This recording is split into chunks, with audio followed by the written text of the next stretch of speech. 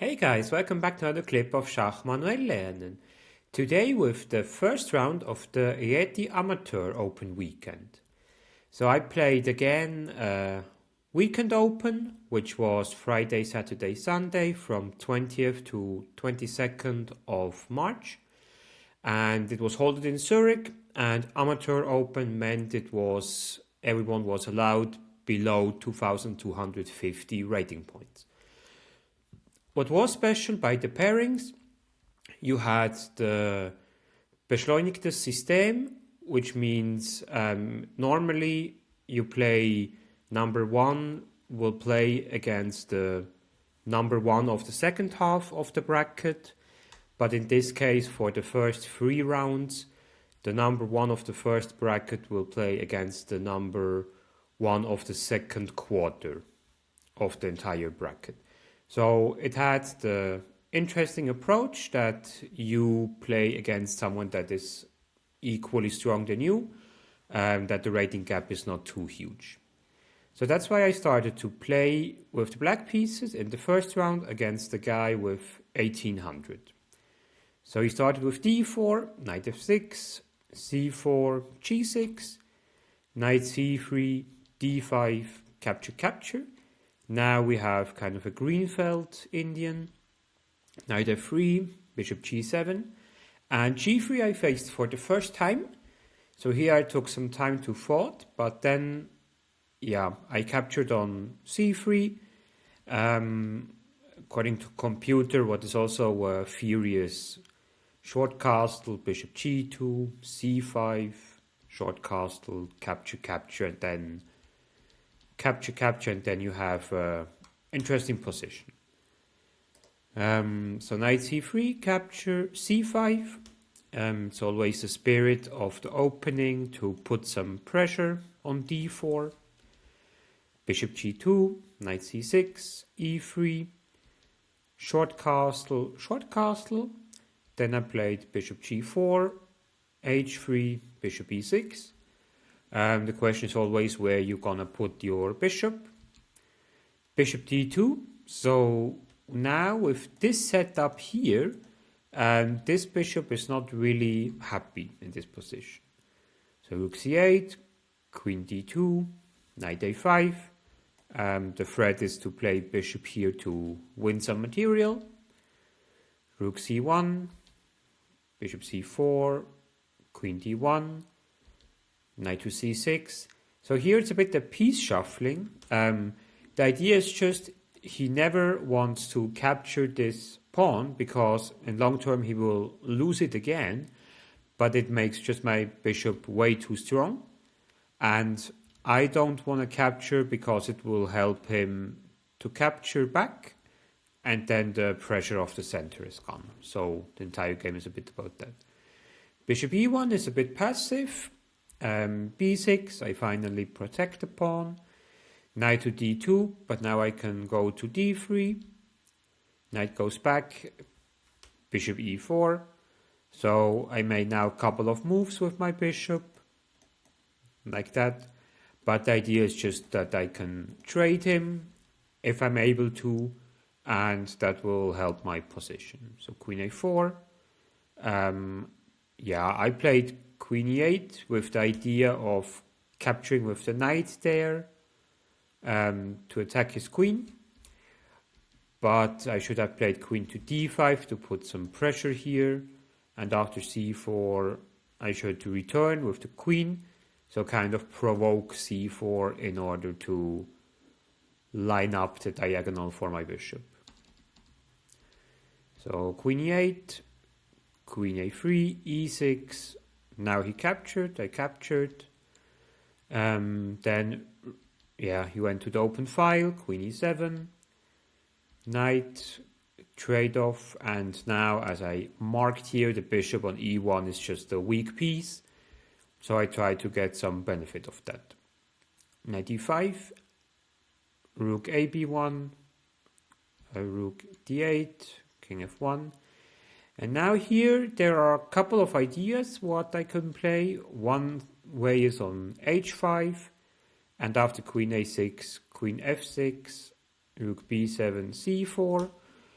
with the idea to have here some pressure, to have here some pressure, maybe at some point to go with knight to d3, so here black is a bit more active. The other idea in this position is queen f6, and if he captured the pawn, queen f5, king g2, knight to d3, and then I have a lot of compensation for the pawn. This pawn is attacked. I can always trade the knight for the bishop if I want. So it's also very pleasant for me to play.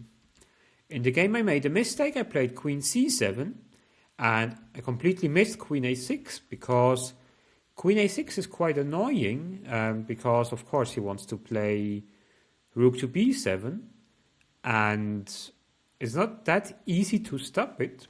And actually it's not possible.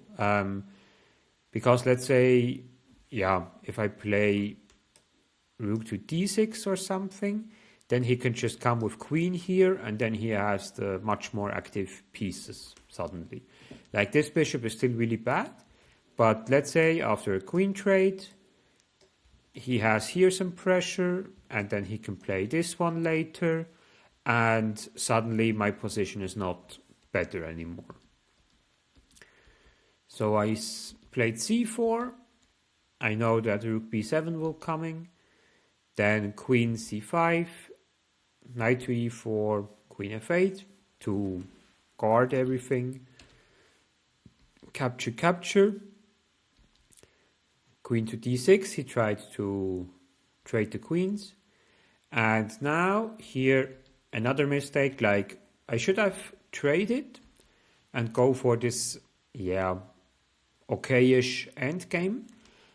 What I didn't like here is that his rook was very active and I can't really play f5 because then the knight will come here and my e6 pawn is really weak. That's why I decided for searching some counterplay that is not existing actually. This pawn is irrelevant and here it's not easy to see, but he missed something beautiful after f4. He can sacrifice the rook temporarily because when I capture, he has queen to d7. He wins the rook back and he won the f7 pawn, and then it's just everything a bit collapsing and losing for black.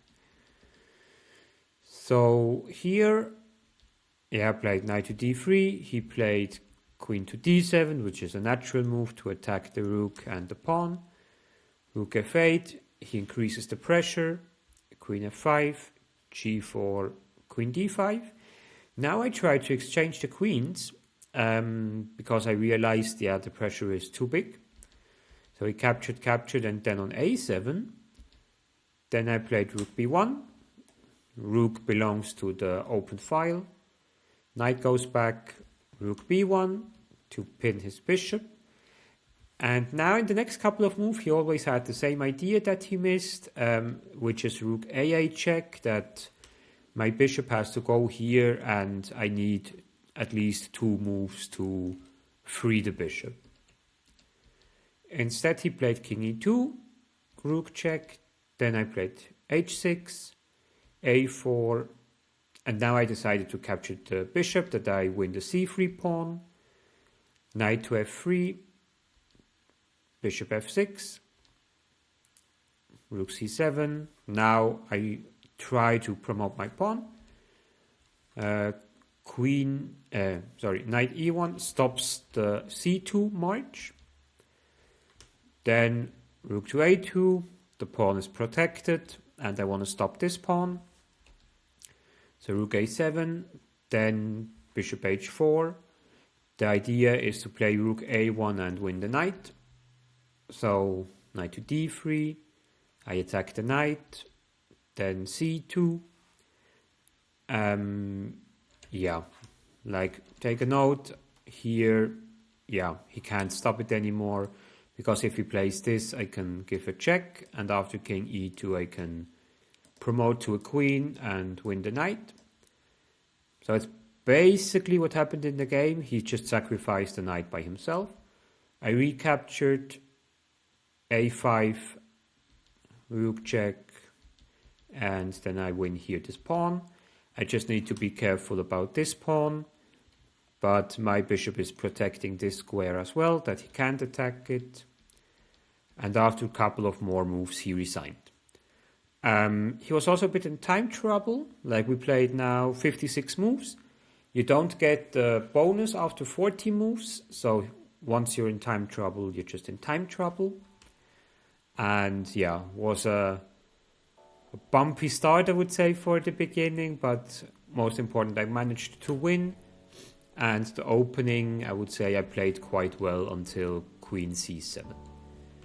So yeah, the next video will be about the next round, and I wish you a wonderful weekend. Enjoy the Eastern holidays, and see you soon, guys.